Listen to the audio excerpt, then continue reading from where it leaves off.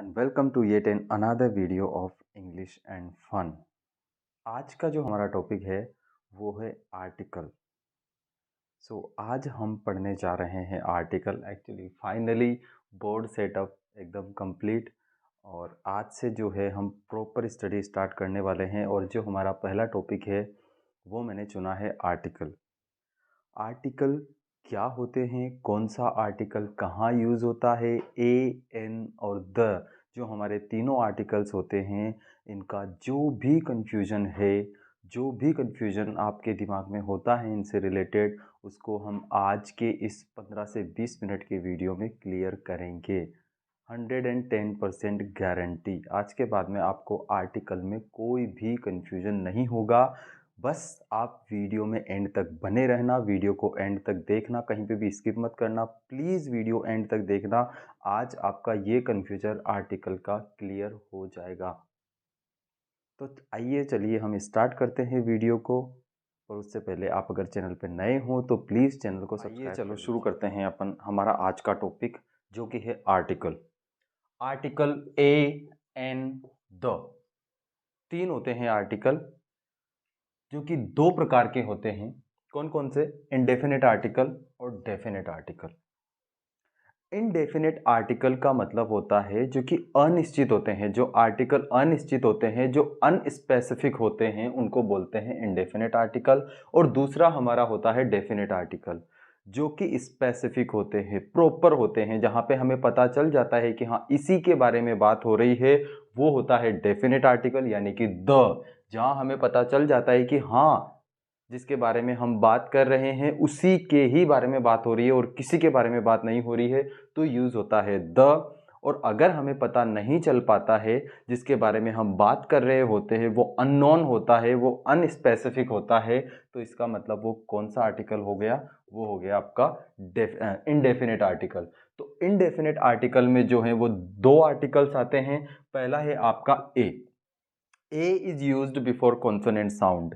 इस लाइन को ध्यान से एक बार देखो। A is used before consonant sound. हम जो बचपन से पढ़ते हुए आ रहे हैं वो बचपन से हमने पढ़ा है कि ए इज यूज्ड बिफोर कॉन्सोनेंट, जबकि ऐसा नहीं होता है। और नीचे लिखा हुआ है an is used before vowel sound, जबकि हम पढ़ते हुए आ रहे हैं कि an is used before vowels, जबकि ये रॉन्ग है। A is used before consonant sound. Consonant sound से पहले ए यूज होता है और एन का जो यूज होता है वो होता है वोवल साउंड से पहले। जैसा कि यहाँ पे आप लोग देखो, जो इंग्लिश में जो वोवल होते हैं वो है ए, ई, आई, ओ, यू। 5 वोवल होते हैं इंग्लिश में। लेकिन इनमें से अगर कोई भी वर्ड आता है, पहला वर्ड जब जब हमारा आर्टिकल यूज होगा, तो इनमें से कोई भी पहला वर्ड आता है तो सिर्फ हम उसको देखकर एन नहीं लगा देंगे। सिर्फ इसको देखकर हम एन नहीं लगाएंगे। हम एन कब लगाएंगे?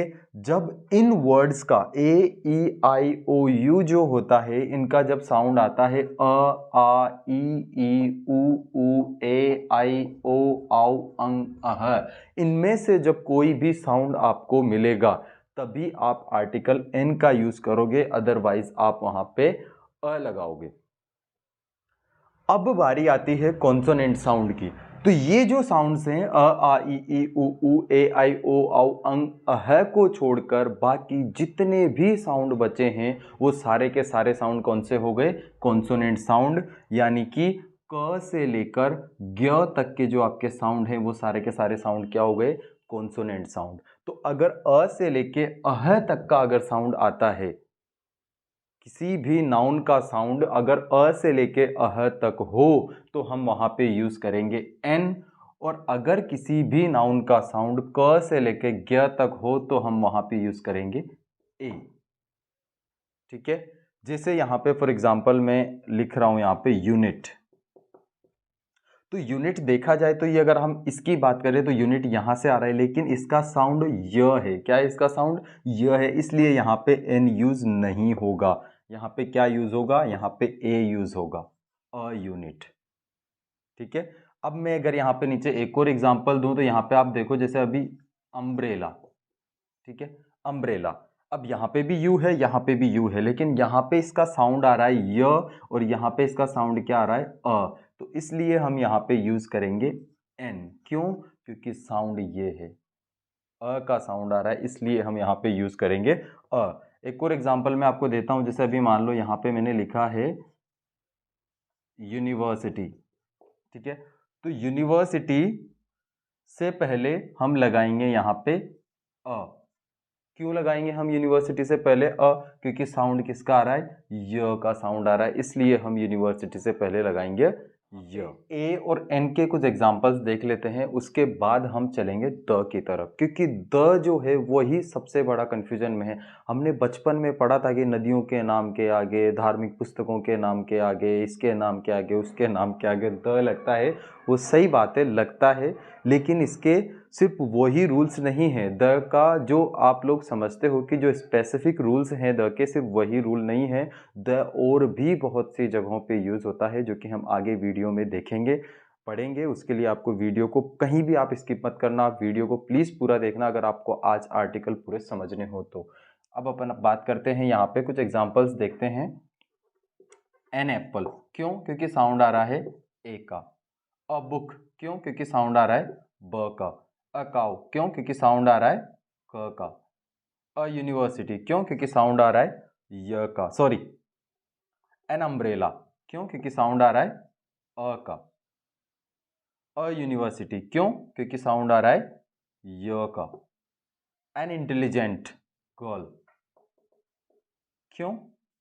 क्योंकि साउंड आ रहा है ई का। अब ये आप देखिए, यहाँ पे सबसे पहले एच आ रहा है, तो उस हिसाब से तो अगर हम ABCD वाला जो इंग्लिश वाला जो होता है वोवल और कॉन्सोनेंट, उसके हिसाब से अगर हम देखें तो हमें यहाँ पे आंख बंद करके ए लगा देना चाहिए, लेकिन नहीं, ए यहाँ पे आपका गलत हो जाएगा। आपको यहाँ पे लगाना पड़ेगा एन। क्यों? क्योंकि इसका जो प्रोनाउंसिएशन होता है वो होता है आवर, तो एन आवर। अगर देखो आप तो यहाँ पे हिंदी का जो साउंड है वो वोवल साउंड आ रहा है आ, इसलिए हमने यहाँ पे किया एन आवर। कुछ और एग्जांपल्स ए और एन के देख लेते हैं, क्योंकि द को समझने के लिए आपको ए और एन को समझना बहुत ज़्यादा ज़रूरी है, क्योंकि फ़र्क सिर्फ इतना सा है। मैंने आपको स्टार्टिंग में बताया था इंडेफिनेट और डेफिनेट। जहाँ पे बात इंडेफिनेट रहती है वहाँ पे ए और एन आता है, और जहाँ पे डेफिनेट हो जाती है वहाँ पे क्या आता है, द आता है। तो एक्चुअल में ये जो एग्जाम्पल हैं ए और एन के, वही एग्जाम्पल्स आगे जाके द के एग्जाम्पल्स भी बन सकते हैं।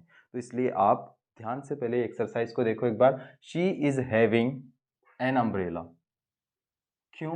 एन अम्ब्रेला क्यों आएगा? क्योंकि यहाँ पे अ का साउंड आ रहा है, सिंपल।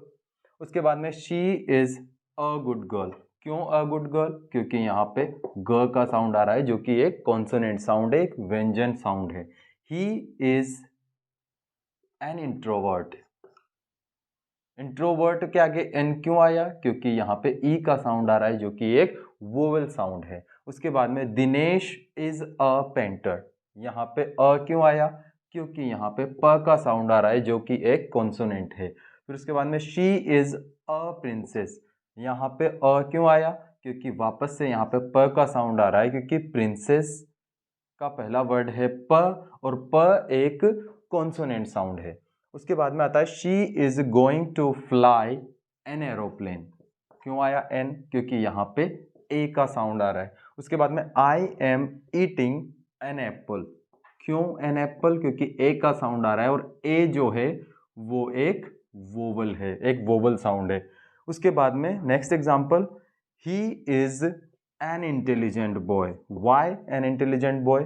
क्योंकि ई का साउंड आ रहा है, और ई जो है वो है एक आपका वोवेल साउंड। हम द की तरफ, द डेफिनेट आर्टिकल। ये डेफिनेट यानी कि निश्चित, जहाँ पे नॉन हो, कोई भी चीज़ नॉन हो जिसके बारे में जो रीडर है वो जानता हो। उसके बाद में स्पेसिफिक हो कि हाँ उसी के बारे में बात हो रही है। उसके बाद में प्रॉपर हो कि हाँ यार प्रॉपर उसी के बारे में बात हो रही है। तो उसी सिचुएशन में यहाँ पे क्या आएगा, द आएगा। द के लिए आप पहला एग्जांपल देखो, the Rashtrapati Bhavan is situated in new Delhi. यहाँ पे हमें क्लियरली पता चल रहा है कि राष्ट्रपति भवन जो है वो न्यू दिल्ली में है, ठीक है। उसके बाद में आप नेक्स्ट एग्जाम्पल देखो, the Nile is the longest river. जो हमने बचपन में जो हमने द के एग्जाम्पल्स पढ़े हैं उसमें हमने ये भी पढ़ा है कि जो दुनिया में जो एक ही चीज़ होती है पूरे संसार में, उसके पहले हम क्या यूज़ करते हैं, द यूज़ करते हैं। तो यहाँ पे आप वो फॉर्मूला भी लगा सकते हो। लेकिन वैसे भी अगर देखा जाए तो नील अगर एक ही है, नील नदी जो है वो अगर दुनिया में एक ही है तो ऑब्वियसली वो नॉन स्पेसिफिक और प्रॉपर हुई। निश्चित है कि हम नील के बारे में ही बात कर रहे हैं, कोई दो चार नील नदी तो है नहीं कि हम अलग नील नदी के बारे में बात कर लेंगे। ऑब्वियसली हम उसी के बारे में बात कर रहे हैं। वैसे ही यहाँ पे जब बात आती है राष्ट्रपति भवन की तो दो चार राष्ट्रपति भवन तो है नहीं, है तो एक ही बस राष्ट्रपति भवन। तो हम राष्ट्रपति भवन के बारे में बात कर रहे हैं जो कि है न्यू दिल्ली में। तो इसलिए हमने यहाँ पे क्या लगाया, द लगाया। दूसरे वाले में भी हमने द लगाया। I read the times of India. फिर से यहाँ पे हमने एक रूल पढ़ा था कि अखबार के नाम के आगे, जो फेमस अखबार होते हैं उनके नाम के आगे द लगाया जाता है। लेकिन क्या हम इस चीज़ को ऐसे भी समझ सकते हैं कि क्यों सिर्फ अखबार के नाम के आगे वाले रूल से ही हम इसको क्यों समझें? आप ऐसे समझो ना कि द टाइम्स ऑफ इंडिया, तो द टाइम्स ऑफ इंडिया नाम से कितने अखबार चल रहे हैं? एक ही तो अखबार चल रहा है। तो इसलिए स्पेसिफिक प्रॉपर उसी के बारे में बात हो रही है, नॉन है, तो इसलिए यहाँ पे हमने द यूज किया। अब आता है कंफ्यूजन, क्योंकि अब आप बोलोगे कि सर आपने पहले तो यहाँ पे ए के आगे एन बताया क्योंकि यहाँ पे ए का साउंड आ रहा है, तो ए का साउंड आते हुए भी आपने द क्यों लगा दिया? सबसे बड़ा क्वेश्चन अब आपके माइंड में ये आने वाला है। आपका ये कंफ्यूजन भी चलो क्लियर करते हैं। आई am eating the apple that you have brought. मैंने यहाँ पे आपको क्या बोला है, इस चीज को आप एक बार ध्यान से देखो, नॉन स्पेसिफिक प्रॉपर। तो जो एप्पल था, अगर मान लो यहां पे है कि आई ईट एन एप्पल डेली, इसको ध्यान से समझना guys, I eat an apple daily, ठीक है। यहां पे एन आया और यहां पे उसी वर्ड सेम है दोनों जगह पे, लेकिन यहां पे एन आया और यहां पे द आया। ऐसा क्यों? तो आई ईट एन एप्पल डेली, मैं रोज एक एप्पल खाता हूं, लेकिन क्या मुझे पता है मैं रोज कौन सा एप्पल खाता हूं? नहीं, ठीक है। यहां पे ये अननोन है, ये अनस्पेसिफिक है, ये प्रॉपर नहीं है, हमें पता नहीं चल रहा है इसके बारे में। जबकि जो ऊपर जो एग्जांपल आया है, I am eating the apple that you have brought, मैं वही एप्पल खा रहा हूं जो तुम मेरे लिए खरीद के लाए थे। तो इसलिए यहां पे हमने क्या लगाया, द लगाया, क्योंकि अभी ये जो एप्पल है वो स्पेशल हो चुके हैं, ये स्पेसिफिक हो चुके हैं, प्रॉपर हो चुके हैं, ये एप्पल अब नॉन हो चुके हैं। इसलिए हमने यहाँ पे क्या लगाया, द। और यहाँ वाला जो एप्पल है ये स्पेसिफिक नहीं है, ये प्रॉपर नहीं है, नॉन नहीं है, ये पॉपुलर नहीं है, तो इसलिए हमने यहाँ पे क्या लगाया, एन लगाया। और ये वाले एप्पल जो है ये पॉपुलर हो चुके हैं क्योंकि ये तुम लेके आए हो मेरे लिए, इसलिए हमने यहाँ पे क्या लगाया, द लगाया। The apple that you have brought. Confusion था अब तक, आई थिंक, आई होप कि बहुत हद तक क्लियर हो गया होगा। लेकिन जो थोड़ा बहुत कंफ्यूजन बचा है उसको भी हम अभी क्लियर कर लेते हैं। आप यहाँ पे एग्जाम्पल देखो, डेफिनेट और इंडेफिनेट आर्टिकल, दोनों आर्टिकल के एक साथ एग्जाम्पल्स आपको दिए जा रहे हैं। I saw a girl, the girl was very beautiful. ध्यान से समझना इस बात को, आई सो अ गर्ल, सबसे पहले तो मैंने एक लड़की देखी, आई सो अ गर्ल, ठीक है, कोई भी लड़की हो सकती है, रेंडमली मैंने एक लड़की देखी जो कि कोई भी हो सकती है। लेकिन जब यहाँ पे बात आई कि the girl was very beautiful, लड़की बहुत सुंदर थी, तो अब यहाँ पे द क्यों आया? क्यों? क्योंकि जो लड़की मैंने देखी वही लड़की सुंदर थी, ठीक है। ऐसे बहुत सारी लड़कियां होती है सुंदर, लेकिन जो लड़की मैंने देखी वो लड़की सुंदर थी। यहाँ पे वो लड़की नॉन हो गई, वो लड़की स्पेसिफिक हो गई, वो लड़की प्रॉपर हो गई, इसलिए यहाँ पे उस लड़की के लिए दोबारा क्या आया, द यूज हुआ, ठीक है। अगला एग्जाम्पल देखो आप, the cow grazing in your field is mine, गाय जो कि तुम्हारे खेत में चल रही है वो मेरी है, ठीक है। इसलिए यहाँ पे अ नहीं आएगा क्योंकि स्पेसिफिक हो गई कि मेरी ही गाय की बात हो रही है, इसलिए the cow grazing in your field is mine. Once, आपने अपन ने एक स्टोरी पढ़ी है बचपन में, थर्ड क्लास फोर्थ क्लास में, कि once upon a time there was a thirsty crow. तो देखो आप यहाँ पे उस स्टोरी में भी ऐसी लाइनें थी, once upon a time there was a crow, एक बार की बात है, एक बार एक कौवा था, कोई भी कौवा हो सकता है। लेकिन जब यहाँ पे बात आई कि the crow was very thirsty, कौवा बहुत प्यासा था, तो एक ही टाइम पे दुनिया का हर कौवा तो प्यासा नहीं हो सकता। तो इसका मतलब सीधा सीधा क्या होता है कि उसी एक स्पेसिफिक कौवे के बारे में बात हो रही है, इसलिए हमने यहाँ पे क्या लगा दिया, द लगा दिया। क्लियर। अब इसके बाद अपन एक आप लास्ट एग्जांपल देखो, थोड़ा सा कंफ्यूजिंग है पर क्लियर हो जाएगा। लेट्स रीड द बुक, चलो किताब पढ़ते हैं। अब यहाँ पे द क्यों आया, यहाँ पे अ क्यों नहीं आया, लेट्स रीड अ बुक। अगर यहाँ पे अ आता तो इसका मतलब फिर ये सेंटेंस ऐसा होता ही नहीं ना कि लेट्स रीड अ बुक, चलो एक किताब पढ़ते हैं, नहीं, लेट्स रीड द बुक इसका मतलब फिर ये हुआ कि यहाँ पे उसी किताब के बारे में, किसी एक स्पेसिफिक, किसी एक प्रॉपर किताब के बारे में बात हो रही है, जिसको कि हम बोल रहे हैं लेट्स रीड द बुक। कि चलो यार वो तुम एक किसी किताब के बारे में बात कर रहे थे, चलो अपन वो किताब एक बार पढ़ के देखते हैं। So thank you so much guys, आज के लिए इतना ही आर्टिकल। आई होप कि आपको समझ में आया होगा आर्टिकल जो भी हमने पढ़ा है आज। और अगर आपको आज का वीडियो अच्छा लगे तो प्लीज़ आप लाइक कीजिए, कमेंट कीजिए, शेयर कीजिए, जितना हो सके जितना शेयर कर दो यार, कर दो वायरल आज, बस बहुत हो गया अब। और उसके बाद में अगर आप चैनल पे नए हो तो आप प्लीज़ चैनल को तो सब्सक्राइब कर ही ले, और बेल आइकन को भी आप प्रेस कर ले साथ में, ताकि हमारे जो भी न्यू वीडियोज़ हैं वो सबसे पहले पहुँचे आप तक। Thank you so much.